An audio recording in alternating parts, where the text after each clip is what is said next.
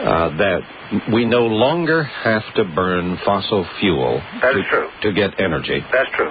We no longer have to build dams to back up rivers to get water to turn turbines, which will power generators. That's correct. That is a thing of the past. That we can build machines now that will sit on this table here at KABC that will provide you with energy. And there is no pollution going into the air. We're not spending a dime for oil. We can have it in our home. That's true. And let me make a comment in general on this that clarifies some things. When Einstein wrote the theory of general relativity, when he first wrote it, the only thing they knew that would actually bend or warp space-time very much was a huge collection of mass, something like a sun or a star. And so they assumed that there'd never be any kind of way that you could bend space-time locally enough to make any difference or to even measure or detect hardly. So he made an assumption when he developed the theory that locally you would never have general relativity at all. Instead, locally, it would be special relativity. In other words, in special relativity, all your conservation laws are upheld. You have conservation of energy rigorously. You have conservation of charge, conservation of momentum, and so forth. And so what is written in the ordinary theory of general relativity, as it's taught in all the universities today, is a highly restricted form of the true general relativity. It assumes that there's not much disturbance at all where we are, and all the disturbance that we call curvature of space-time is way over yonder somewhere, over by the sun, over by a star, a black hole, or something like that. But that locally, where the instrument is and the laboratory is, there's not anything going on extraordinary, and all the conservation laws are upheld there. In other words, we assume that. And for those people out there who are technical, if you'll please read the book by Misner, Wheeler, and Thorne, Gravitation, which is one of the best textbooks in the country in this area, you will find that they did a very good job of telling you what the assumptions in the restricted general relativity that's taught in the universities are. And so if you want to know what those assumptions are, don't take my word for it. Go check it in that book. They made a very good... they did a very good job of listing all of them. Now, what we are saying is, as far as it goes, that's true.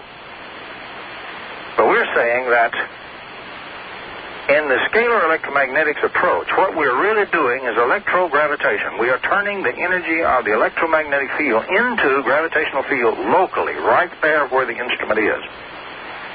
And we're doing it enough to get a local curvature of space-time. Now, what we're saying is we violate the assumption that was placed on general relativity in the first place and has been upheld ever since then, just passed along and assumed.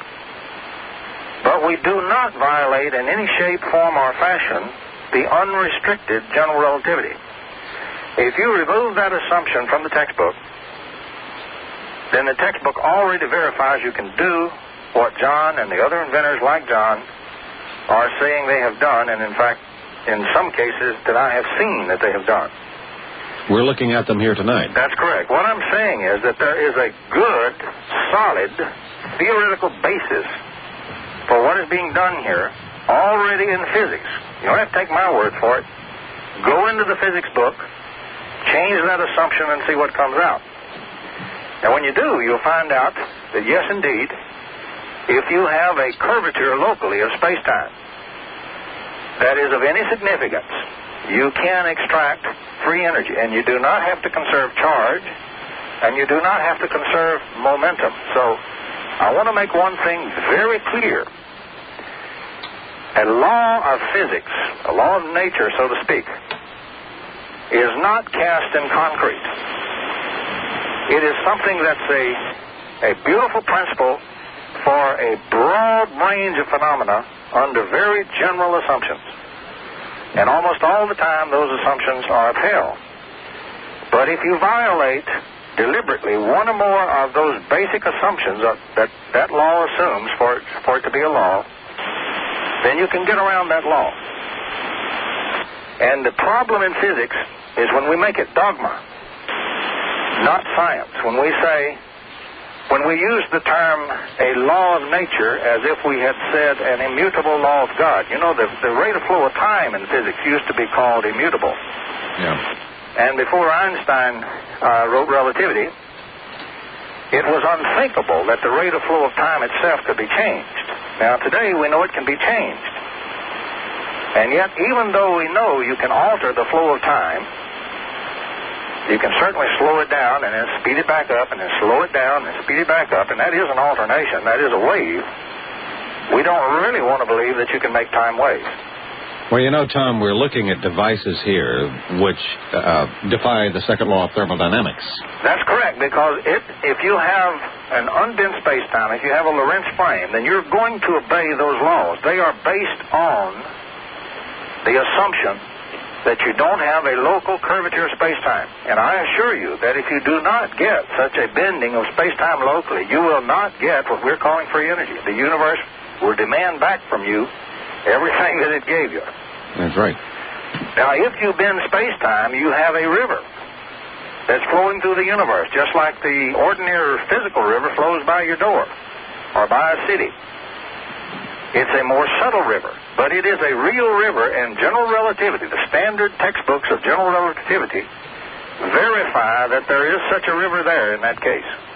It's already in the theory. It's not Tom Beard. So the trick is to get your paddle in that river. Well, the trick is it's a subtle river, so it demands a new kind of paddle wheel. The conventional thinking for the way we normally build paddle wheels won't get it, because that conventional theory of how to build paddle wheels has all been based on the idea that the frame wasn't bent in the first place. Well, I'm looking at some strange paddle wheels here tonight, right here in this studio. That's correct. And that's exactly what John has been doing. The things that I've looked at and gone over and that have given me such great delight, he has worked out ways in which he does exactly that. And we can show conclusively that when you take electromagnetics and make it fight itself to a standstill, what we call a vector zero, it becomes stress energy of vacuum, and rigorously in the theory, when you vary that, because you still got each of the handles that's fighting, and you can increase or decrease them, you can make waves, you have no external electromagnetic field, but you have just made an oscillating gravitational field. And it's interesting to see that the universities, and even the basic axiom in vector analysis, have ignored the real consequences of making such electromagnetic zeros. No university in the country, not a single one, has done any series of experiments with materials and their responses to such vector zeros in electromagnetics. Not a single one. I think I'd lay out a challenge for anybody to produce a paper by a physicist in all the schools, and I'd make one single exception of Hooper. He didn't call it this, but he did this, where they actually looked at this kind of a problem. It has not been done. I've asked the heads of quite a few physics departments if they've ever seen such a series of experiments in their life, or if any of their colleagues have ever done anything like that, or any of their graduate students, and I have yet to get a yes answer to any of that. It's always been a no. They don't want to play with it, it sounds like. Well, what I'm urging is, it isn't that hard to do that kind of experiment. And if somebody points out to you, hey, here's a beautiful thing that vector analysis tells us we can easily do. The first thing we learn to do in vectors is add in sum vectors to zero. And it doesn't seem like anybody's ever investigated what you get with electromagnetics when you do that. It seems that a true scientist who's curious about the behavior of nature and wants to work that out couldn't help but jump in there and do some experiments in that area to find out what happens. I think it's it's some sort of a commentary, Tom, on the way we are right now. And here are these two young men, very bright, that work in surroundings that would be, well, you've seen them and I've seen them. It looks like a little bicycle shop somewhere. That they are producing free energy.